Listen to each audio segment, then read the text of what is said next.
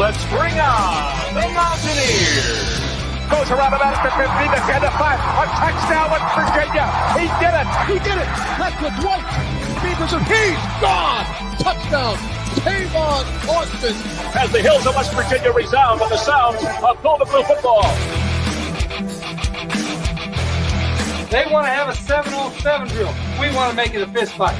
Nothing cheap, nothing dirty, but West Virginia football. From the heart. Streaming. It's Mountaineer pride. Leave no doubt tonight. No doubt. They shouldn't have played the old Golden Blue. West Virginia is a special place. People of the state that have great pride in this WV logo. Ain't no stopping the Golden Blue. It is a great night to be a Mountaineer wherever you may be.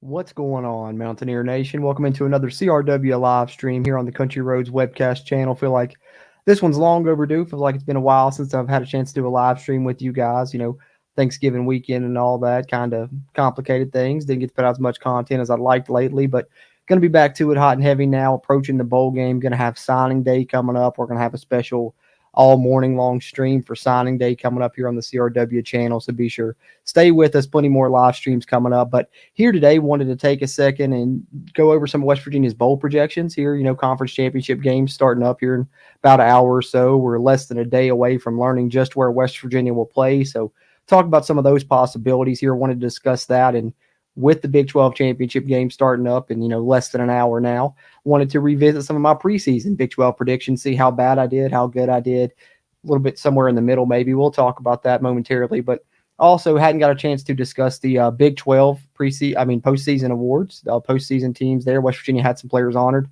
Wanted to cover that, and that's where we'll lead it off with. But before we get to it, I want to encourage you guys, as always, throughout the live stream here. If you're in here live, appreciate you tuning in and encourage you to chime in. Drop your questions, comments, concerns you got there. WVU basketball, football, Big 12, anything you got. We'll talk about whatever you want there in the chat throughout the stream as well. And if you are in here live, or even if you're watching on a playback, do us a favor, hit the thumbs up button. Will really help us a lot. Helps this video hit the YouTube algorithm, pushes it out to more people, which helps us and you, gets more of this Mountaineer sports content out to Mountaineer Nation. And what really does that and goes a long way in helping that is if you subscribe here. So be sure do that as well if you haven't already. Appreciate that, guys. But let's get into it here. Some of the honorees for West Virginia. Let's work our way back here, starting with the Big 12 first teamers that West Virginia had here.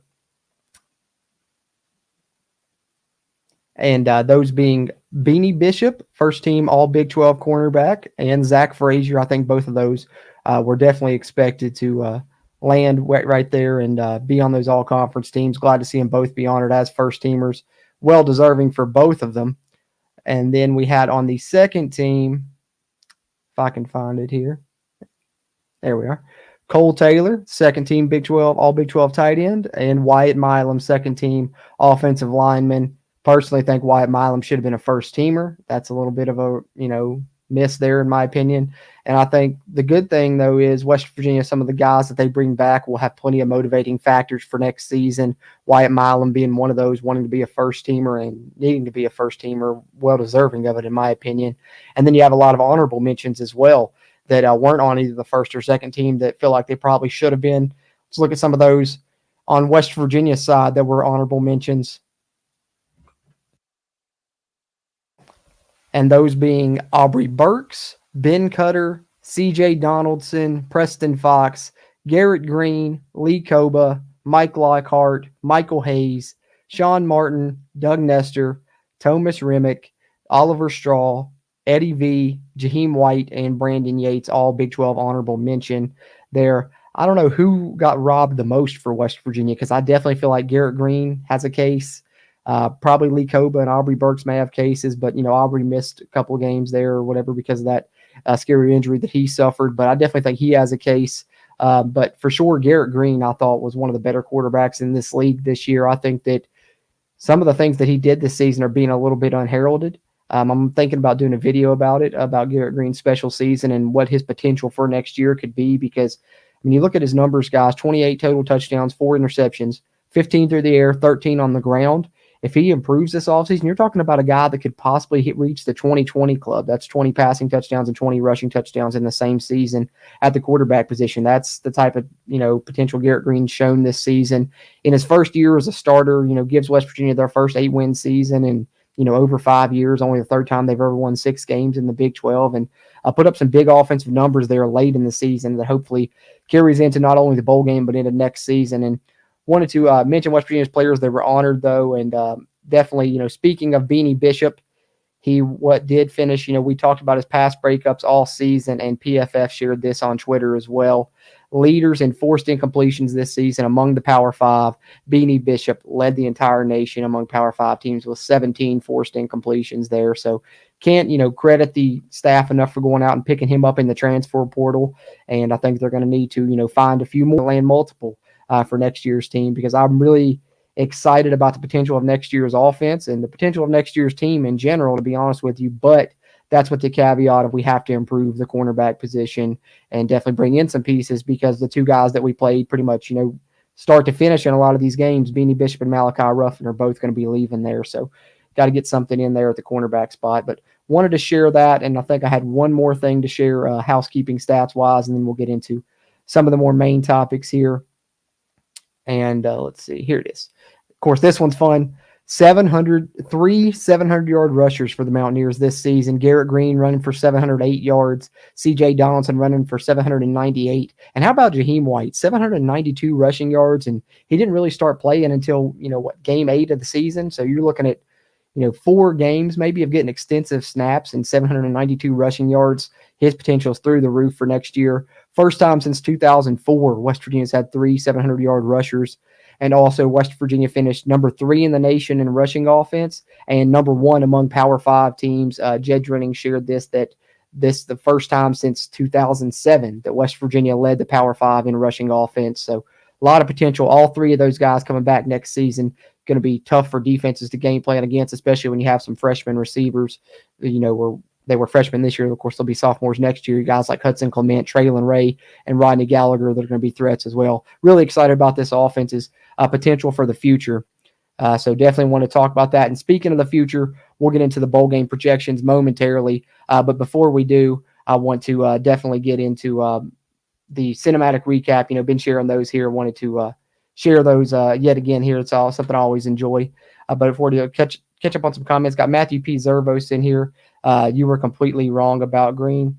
I think you might have me mistaken for someone else, man, because I was high on Garrett Green throughout the whole offseason. I was the one that was comparing this offense to the 2016 offense. I thought that he was a more explosive version of Skylar Howard. And if anything, I was one of the lone people that was projecting a successful season for Garrett Green and was behind him when a lot of people were clamoring for Nico. But I'm definitely happy to see his success, man. I really am. I love Garrett, and I think that he's going to be an absolute lethal player in the future for West Virginia. Absolutely.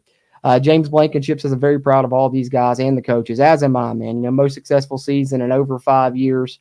Definitely got to be very happy with where we're at right now and hope we get a good matchup in the bowl game that can improve that, because I think the one thing that still is going against Neil Brown and this staff is they still haven't been ranked. That's something that people are continuing to bring up. But I think if we beat a team in the bowl game that's, halfway decent, especially if somehow we get lucky and get a ranked matchup. But either way, if we finish the season 9-4 with a bowl game win, got an excellent chance to finish in the final top 25 of the year. Neil Brown gets that monkey off his back, goes into next season with some excitement and some hype. And I think we're looking at least in my opinion, next season, preseason is probably going to be the most exciting lead up and the season that I'm going to be most excited for since like 2018. I think this team has that type of potential. I think they can be Big 12 contenders. Speaking of that, there is one thing I'll get that cinematic recap in a second, but appreciate your comment though earlier, Matthew P. Zervos, about the preseason predictions, because I did want to share a little bit about ours. I'll get to my Big 12 predictions later, but as far as our preseason predictions here on the Country Roads webcast, of course, we do our season prediction roundtable podcast every year. This was the 6th annual. And, of course, Steve and Brad and I, but we were joined by a couple special guests this year, Coos from Coos' Corner making his second appearance, and Mountaineer Paul as well. And you see, actually, we had 3 of us predict the record exactly correct, the overall record for West Virginia and the conference record. Brad, myself, and Mountaineer Paul all predicting West Virginia to go 8-4 and 6-3 as they did. Coos not far behind had us 7-5 and 5-4, and Steven had us at 6-6 and 4-5. And then how this broke down individually, we always keep the standings throughout the games. And so that's tallied by throughout the prediction roundtable, which game we predicted as a win or a loss provides our record here. And as you can see, Coos actually had the win there, finished 9-3. Paul and I at 8-4, along with Steven, and then Brad at 6-6 as far as our standings are concerned. So wanted to share that. It's we actually all did pretty good as far as record predictions heading into the season. So definitely wanted to touch on that briefly.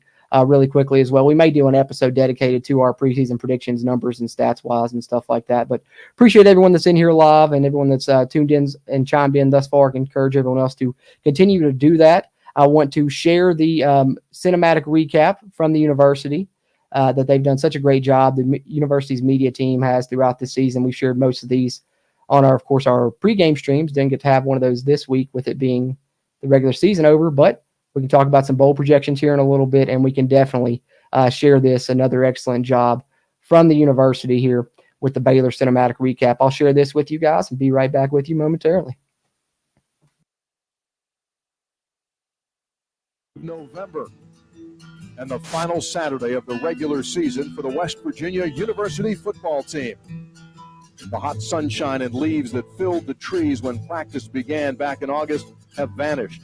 The air is now more brisk. The trees are now bare. And when you think about it, in many ways, a football season mirrors Mother Nature's annual transition from one season to the next. There are those who have underachieved and those who have exceeded expectations. For the West Virginia Mountaineers, it's been a season full of proving the doubters wrong. Picked to finish dead last in a 14-team league has been their fuel all season. And tonight, here in Waco, Texas, they can put the final exclamation point down with an 8th regular season win and a top 6 finish. And so wherever you may be on this Thanksgiving weekend, settle in and come along.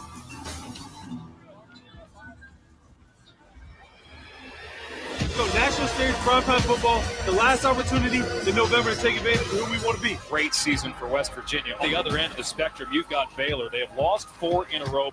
And every single week, it's never about an opponent. It's always about who. It's always about us. Make it about us tonight.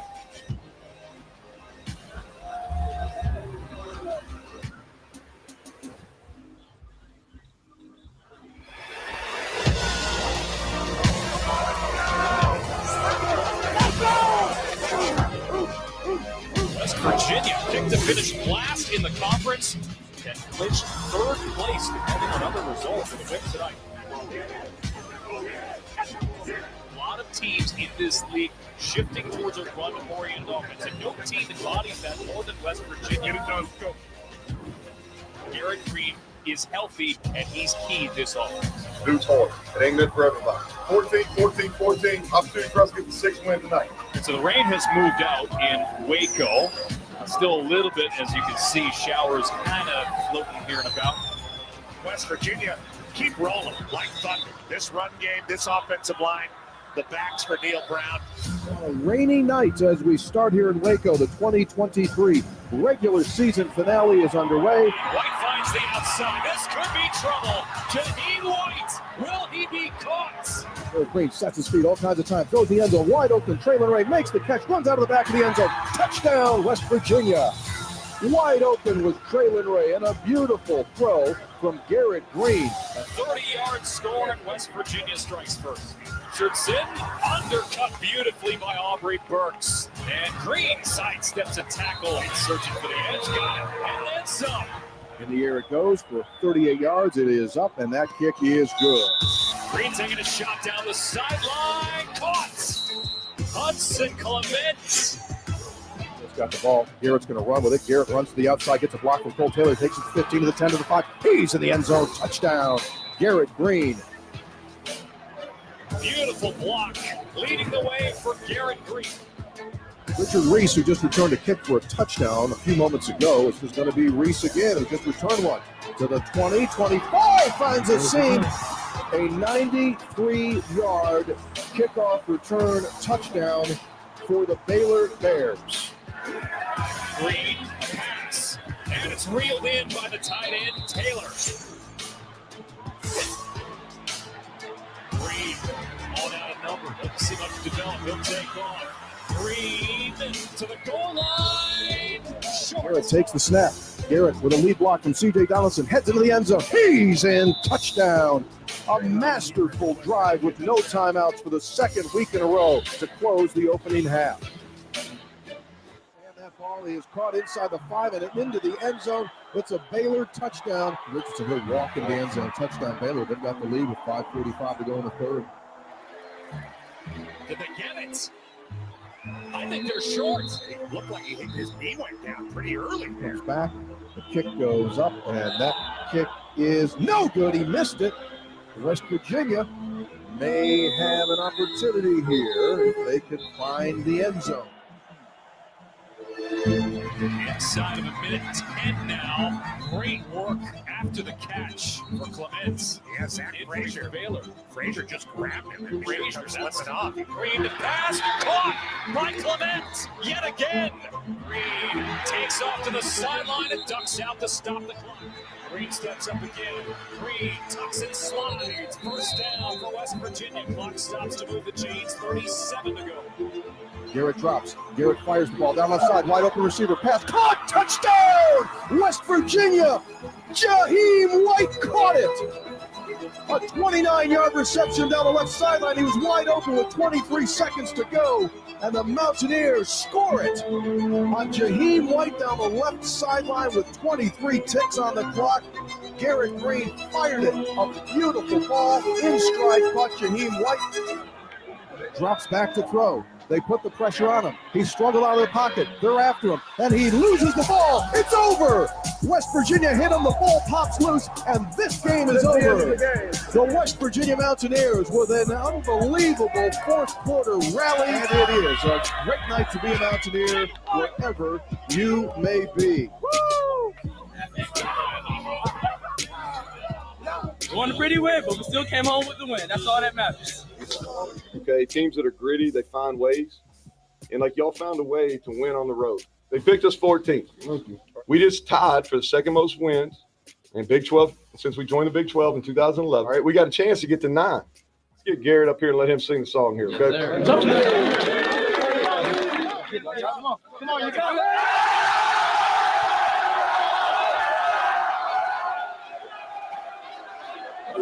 1, 2, 3, West Virginia. It's West Virginia, the pride of every Mountaineer. Come on, you old grass, come on, the young lads. It's West Virginia, now we cheer. Rah, rah, rah, time boys, we make a big noise, no matter what the people say. On the time to be the gangs out here, so hey, West Virginia, hey!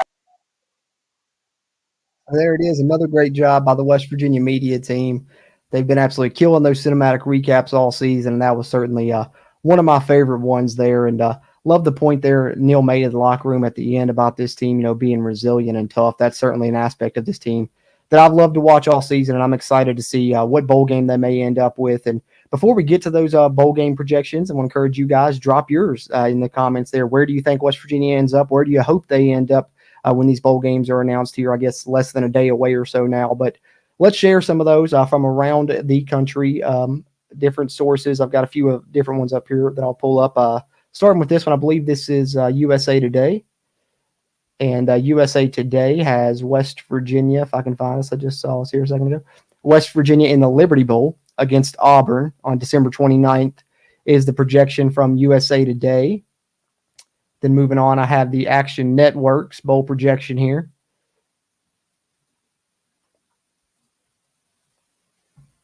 As you can see, he has West Virginia playing in the Birmingham Bowl against Toledo. I'm not the biggest fan of that one, but I have seen a couple projections for the Birmingham Bowl. I think 247 Sports may have West Virginia projected in that bowl game as well. Not one of my favorite projections there, but that is one that's coming out from Action Network and another source as well. And then Fox Sports, with their bowl projection for the Mountaineers here, has us playing in the Texas Bowl on December 27th against Texas A&M. I like the potential of matching up against an SEC opponent there for West Virginia. That's certainly a win that would hold some weight and build some momentum going into next season and would definitely land you in the top 25 if you can find out a way coming on top of that one. So I haven't seen too many projections for the Texas Bowl. I think a lot of that is because they like to take a Texas team. So, but if they take Texas A&M from the SEC, that would fulfill that, and it could be West Virginia, but haven't seen a ton of projections for this one outside of Fox Sports here. And then the last one I have here is from CBS Sports today. Of course, a lot of these are subject to change. It's going to depend on what happens with some of these conference title games today. But CBS Sports, as you can see here, December 26th, has West Virginia versus Northwestern in the Guaranteed Rate Bowl, which we played in that one a few years ago, I believe. That's the one we played against Minnesota in. Don't mind it as far as, wouldn't be a bad destination. Wouldn't mind playing a Big Ten opponent. But I think that one has a super late kick time. It says 9 p.m. there. But if I remember right, I thought we kicked that after 10 p.m. Eastern time when we played there. But Guaranteed Rate is definitely another possibility. So several different bowls being brought up for West Virginia. I think personally, one of the ones that I would like to see the Mountaineers wind up in is the Pop-Tarts Bowl. I know that's been brought up. I think it's in Orlando. Used to be I think it was the Camping World Bowl, which ironically enough, back when I started the CRW podcast back in 2018, Dana's last season, our first year doing the podcast, I went to that bowl game there when I was living in Florida, because as you guys know, I was living in Punta Gorda, Florida when I started the podcast back then. So it was only like a 2-3 hour drive for me to Orlando.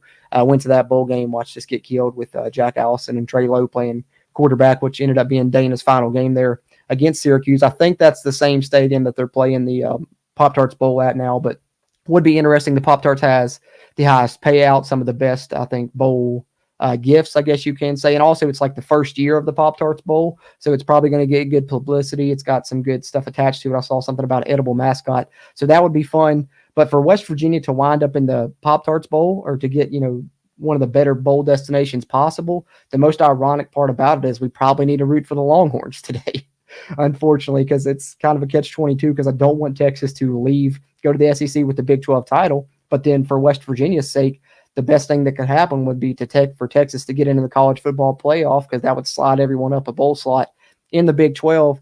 So, if you're a West Virginia fan today, I think really you probably need to cheer for two teams, and that's probably Louisville to beat Florida State so they don't get into the playoff, and then Texas to probably win and get into the playoff if you want the Mountaineers to get the best bowl destination possible. I guess it depends on what do you want more, West Virginia to have a bowl game that you'd like to see, or Texas to lose in the Big 12 championship game. I guess that's what it kind of boils down to there. But wanted to share some of those projections. Got some people in the comments here. Nick says, I really don't want to play a team in their own backyard. It feels like it's always us having to do it. I know. Seems like that does happen to us quite frequently. Someone has us playing Air Force in the Independence Bowl. I saw that. I think the other couple bowls that weren't in the projections that I shared there that I've seen were the Independence Bowl, the Armed Forces Bowl, I think as well, was one I saw. People had us playing Air Force in that bowl game as well. Personally, don't really want to play one of the academy schools, mainly just because we just played Army in our, not in our most recent bowl game, but the one we played prior to that, the one early in the Neil Brown era. Would rather play, a Big Ten team or an SEC team personally. But, whatever shakes out, I'm cool with it. I'm going to cheer on the Mountaineers and hope they get a bowl win no matter what and finish the season ranked. But would love to see a good matchup. That's not one of my favorite projections, Nick. Like I said, I want the Pop-Tarts Bowl or one of the higher-up bowls. But we'll see how it shakes out. That's just some of the projections now. James Blankenship says, horns down always. I know, man. It pains me. I don't know what I'm supposed to do here. I guess I'm just going to have to watch the Big 12 championship game and cheer for no one, because I guess the positive way to look at it is, as West Virginia fans, you win either way, because if Texas wins the game, they might make the playoff, could help our bowl game. And then if they lose the game, it's always horns down and good to see Texas lose, and would be nice to see them leave off to the SEC with nothing in their hands, not a Big 12 trophy. So Bo Stacker, we need Texas to win for us. Yeah, 100%. And I'm excited. I would love to get that Pop-Tarts Bowl. Like I said, just with it being the inaugural year of that bowl game, I think it's going to get some good publicity. Bo says Independence Bowl is a no-go. That hurts our recruiting time. Yeah, because it's like on December 16th. When I saw the date for that, it was one that I was like, yeah, please no. I think, honestly, the Independence Bowl, the Armed Forces Bowl, I really don't want either one of those. They're really down on the pecking order for me. Guaranteed rates down there too, but I would put it above those. So I'm hoping for, one of the others. I wouldn't be mad about the Texas Bowl, the Liberty Bowl, or the Pop-Tarts Bowl. I think the Liberty Bowl right now is kind of seeming like the most likely, but we'll see how it shakes out. That's what I heard, a couple of days ago. It changes day to day now, really, with these conference championships going on. So maybe check back on some bowl projections later tonight, and you'll have a little bit more accurate picture of where West Virginia could end up, or who knows, it could even be announced later tonight. Sometimes they do it on Saturday night. I'm kind of expecting it to come tomorrow, but we'll see what happens. Nick says, I have a lot of respect for the academies from being from military families, so I wouldn't mind it, but I can understand why you wouldn't want to see it. I prefer the Pop-Tarts Bowl. Yeah, I wouldn't want to see it just because of the most recent matchup, but the silver lining of it is I love watching option football, and I know a lot of those academy schools play that, and I'm one of the few. I know a lot of people find it boring, but I love it. I love watching triple option football. I guess it's just so rare to see anymore. It's one of the reasons probably. But I appreciate everyone, tuning in and chiming in. I encourage you guys continue to do so. I'll catch up with your all's comments one more time. We'll close up shop here before too much longer. That way everybody can go watch the Big 12 conference title game that wants to. And also coming up at noon, the AAA state championship game here in the state of West Virginia. And it's an interesting matchup. You got some WVU ties. Martinsburg quarterback Hudson Clement's brother, Murphy Clement, there is leading them. And then you got the Princeton Tigers, never played in the state championship before. And I'm from Mercer County. I'm from the rival school, Bluefield, but definitely would love to see Princeton pull it off. They're definitely an underdog. Martinsburg, absolute powerhouse. What would it be? 10 state titles in 13 years for them. So personally at noon, I'm going to have, one of my TVs on that West Virginia AAA state title game and one on the Big 12 championship game and see how both of those shake out. I may have a little bit of money on Oklahoma State to cover the plus 15 when I got in on it as well. Might have put in a little ticket on that. I know Texas is probably going to win the game. They could easily cover that spread, but my thing is never bet against Gundy. If anything this year had to prove that, right? I mean, I remember sitting in the stadium during the backyard brawl. They're flashing the scores on the screen. I see South Alabama, beat the hell out of Oklahoma State. I'm like, whoa, that'll be a nice win this year. Oklahoma State looks like they'll be easy to handle. And then look, here we are, end of the year. They're in the Big 12 championship game, one of the best running backs in the country. Just an incredible turnaround there by Coach Gundy. And it's one of the reasons that, he's beloved. And if as far as opposing coaches go, Mike Gundy's one of my favorites. So I would not mind to see Oklahoma State win either. Like I said earlier to James in the comments there, it's a win-win because if Texas wins, helps our bowl slot. And then if Oklahoma State wins, Texas gets to cry off to the SEC. So that's nice. I appreciate that a lot, James. Thank you. Thank you for always tuning in and chiming in, man. You guys are what makes it all go here is tuning in and chiming in. And it's what I really enjoy is getting on these live streams and getting a chance to chat with you guys. So glad I got to today and hopefully getting to do it more frequently now moving forward. Well, we'll see what happens. But let's get into my Big 12 predictions from earlier this year, see how bad I did. Encourage you guys, share your thoughts there in the comments. I'll catch up on those one more time before we close out here before too much longer. But as you can see here, didn't mean to scroll up all the way to the individuals there, but my predicted Big 12 standings before the season started, I did a live stream where I shared these. I had Kansas State and Oklahoma in the Big 12 title game, so missed out on that. Didn't have either one of those right as far as conference title games participants are concerned. I had Oklahoma at 10-2, 7-2. So actually, I got their record right, their overall and their conference record. You see the actual results there on the right-hand side. Kansas State, I overrated a little bit. They finished off 8-4, 6-3, same record as West Virginia. Texas, I had them third. I thought they were really talented, but I thought Oklahoma would, take a step up this year. I mean, they were able to beat them head-to-head, but in the long run, Texas was a really good team, 11-1, 8-1 heading into that Big 12 championship game. I had Texas Tech predicted to be fourth in the conference. I think that's one of the bigger surprises for me. I had them predicted at 9-3, 7-2. They finished the year at 6-6 and 5-4. And then we get to West Virginia, where I predicted the record correct, as I stated earlier, 8-4, 6-3. I had us fifth in the conference. I was not far off. I finished tied for fourth, so right there at it, and the record pretty accurate on that one as well. Kansas, I had at 7-5, Kansas, I had at 7. Yeah, that's Kansas. I thought it was Kansas State there. I already had them at the top. Excuse me. Kansas 7-5, 4-5 was my prediction. They finish off 8-4, 5-4. Not too far off on that one.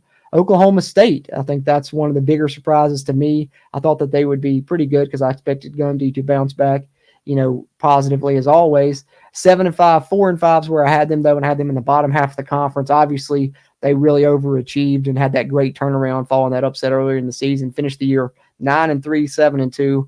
And playing the Longhorns in just about 30 minutes now for a Big 12 championship with, arguably the best running back in the country and Alan Bowman that's gotten, better and better as the season progressed as well. UCF, I predicted them to finish 7-5, 4-5, 8th in the conference. They did finish 8th in the conference, but they get to 6-6, 3-6. BYU, I had them 9th. They finished 10th. I had them 6-6, 4-5. They finished 5-7, 2-7. TCU, I had 10th. They finished 9th. I had them predicted 6-6, 3-6. I got the conference record right. They did get the 3-6 and 5-7 overall, though. Houston apparently was one of the teams I overrated a little bit. I had their conference finish right there at the 11th spot, but I had them finishing 6-6, reaching a bowl game. We know that didn't happen. They finished 4-8. Obviously, Dana Holgerson out there. There's been reports about Cliff Kingsbury maybe coming in there. We'll see what shakes out as far as who Houston hires and also where Dana Holgerson ends up. Got to think he's probably going to land a offensive coordinator job somewhere probably. And then I had Baylor 5-7, 3-6. They actually finished 3-9 and 2-7. And then Iowa State was probably the team that I was most wrong about leading into this season. But can you blame me? The gambling scandal had came and, they had a lot of questions going into the year. And early on, much like Oklahoma State, I think a lot of people were believing, okay, they're going to have a rough year. They lose to the Ohio Bobcats. And then if we're shouting out Mike Gundy, we got to shout out Matt Campbell as well. He turned things around. I had them predicted to finish 13th in the conference at 4-8. They finished 5th in the conference, 7-5, 6-3 in the Big 12. Great year for Iowa State. And shout out to Rocco Becht, the son of West Virginia great Anthony Becht, freshman there of the year in the Big 12 conference, and, did a great job leading that team, getting better as the season went along. And I think, how about the running backs in the Big 12 this year? We got a lot of great rushing offenses. Obviously, at West Virginia, we have a great true freshman running back of our own in Jaheim White, but Iowa State has one in Abu Sama. He ran for 260 plus in the season finale in Farmageddon there against Kansas State. Iowa State, hit a ton of big plays, won that game to finish off, ahead of where a lot of people expected them to be leading into the season. Definitely well ahead of where I expected them to be as they finished 7-5. But, I did get Cincinnati absolutely correct there. I had them predicted to finish, bottom of the Big 12 standings, and that's exactly where they wind up, 3-8, 1-8, just as I predicted it. So surprisingly, I was actually pretty close on a lot of these. Like I said, Iowa State I was way off on. I overrated Texas Tech a little bit, but, I went back and looked at these and thought I was going to be, covering my eyes with embarrassment, but actually turned out to be not too bad of a job really overall. As far as my projected Big 12 predictions, my projected Big 12 predictions went, that's a tongue twister there, as compared to the actual results. We get Texas and Oklahoma State coming up in the conference title game here momentarily in just a little over 20 minutes or so, I guess now. So having said that, that's pretty much all I got, guys. I'll catch up on some of your all's comments here and then get ready to close this one out. I know it was a early morning stream here. Those are rare, I guess, and sometimes you don't get a lot of people tuning into those. We've had a pretty good turnout here, better than I expected doing it this early. So appreciate everyone that came out. And like I said, look for another live stream here in the next few days. I'm going to put out a CRW Hoops podcast episode as well ahead of that backyard brawl on the basketball side. Looks like we might be bringing back the black jerseys. And, those CRW Hoops podcasts have been going pretty good. I think I predicted a score of St. John's to win 79-71 over West Virginia, and the final score was 79-73. So not too shabby on that prediction either. So if you're not following us here on the Country Roads webcast, definitely be sure and do so. As far as Mountaineer sports content is concerned, we do a pretty decent job, we like to think, as far as things to predict as far as West Virginia football and basketball goes moving forward on the season. And hopefully, we've got a bowl game to talk about, so we'll have more football content to talk about, and definitely plenty of basketball content coming in the near future, as well as more live streams where we can chat with you guys like this as well. So appreciate that. Nick says, really wish we could have gotten Gundy at WVU all those years ago, man. Yeah. Whoever, when Oklahoma State got him, they really got something special, but I think that was just a perfect fit. The quarterback there comes home, leads the team. It was much like, we thought Rich Rodriguez was going to be when he came here. We thought he was going to stay for 20 years like Don Nealon. Didn't work out. I think in hindsight, he regrets that.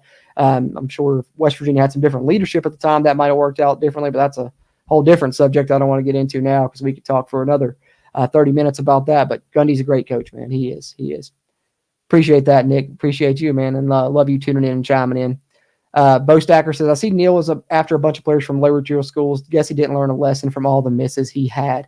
Hey, but he hit on a ton, though, this year. And that's one thing I'm talking about with this transfer portal, though, Bo. I know it might look like we're transferring some lower tier guys, but also the season hasn't quite ended. We're going to be able to, this offseason, really land some more bigger names in the transfer portal because more money is going to come into the Country Roads Trust on the football side now that the wins have came, and they were able to build a competitor this year without that. And, they have stated they were lacking money on the football side as opposed to what they were doing in basketball. You saw the big name transfers they brought in on that side. Look for football to, not exactly rival that, but they're certainly going to do better in that aspect this year. There'll be more money to be had. But, look back last year as well, Bo, when I think about it, the one thing that I've tried to look at when it comes to these transfers, and I think this year proved it to me more than ever, is a lot of your impact transfers are actually not going to come in between now and spring football. They're going to come in that period in between spring and when fall camp starts. Because you look last year, after spring football ended, that's when we got Beanie Bishop, we got Cole Taylor, we got Anthony Wilson.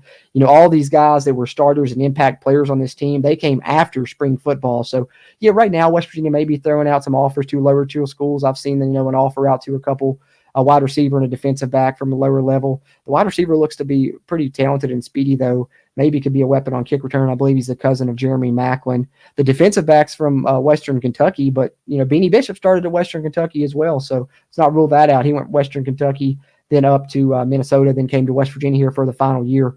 But I'm expecting West Virginia to land some big fish this offseason, Bo. Have no fear, especially watch for who we pick up at defensive back. I would expect it to be a splash there because we'll probably pick up a couple of guys to really bolster this roster. They know that's what they have to do. So, have some faith. Have some faith. I think things are going to turn in that aspect. And we had some hits this year, and I think we'll have even more next year. But also the good side of it is we don't have to have as many hits on offense. We're pretty solid there with a lot of the young pieces we return. It's really defense where we have to add stuff, and really just particularly in the back end, I think our defensive line is strong. Our linebacking core is strong as far as starters. We might need to add some depth pieces, but secondary is what we got to look for. But for sure, definitely going to be some stuff going on there, Bo. I know some of the players you're talking about, but just wait. There'll be some big names coming down the line. It's just, just now getting started here with this stuff. They're probably more focused on retaining right now than, sending out offers, but we're going to bring in some guys. We're going to bring in some guys, I promise. And we're going to report on all those guys here on the Country Roads webcast. We covered all the transfers last season, every transfer that transferred out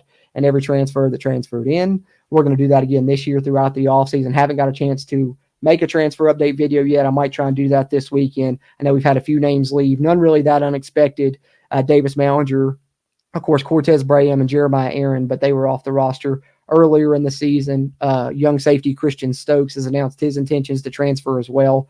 He was a little bit down on the depth chart, but I'll report more on those in the future. I'll do a little roundup of who's transferred out, and then, of course, once we get some commits, who comes in as well. But definitely defensive backs probably priority number one in the transfer portal this offseason for West Virginia, I would say.